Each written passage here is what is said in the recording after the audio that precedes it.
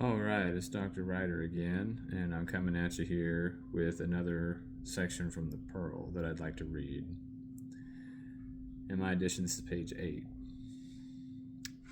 which I got the Penguin softback paperback that you can get from Amazon. Okay, here's the reading.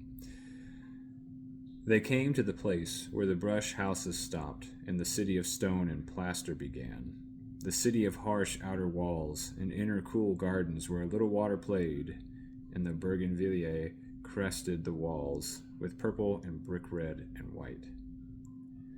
They heard from the secret gardens the singing of caged birds and heard the splash of cooling water on hot flagstones. The procession crossed the blinding plaza and passed in front of the church. It had grown now, and on the outskirts the hurrying newcomers were being softly informed how the baby had been stung by a scorpion, how the father and mother were taking it to the doctor. Which is kind of interesting, right? So that's the reading, and so there's a lot in this book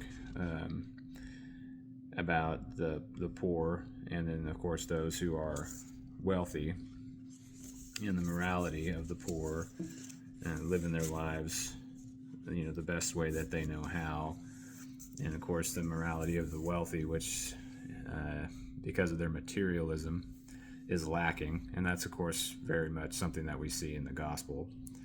The rich man and Lazarus comes to mind, and this is a particularly interesting moment because they're crossing from one world into another world, right? The brush house world to the stone and plaster house world, the world of folk medicine to the world of the doctor. And that's part of the undercurrent of this portion of the story, is it's very fascinating to kind of notice that transition, right? That Juana wants the doctor.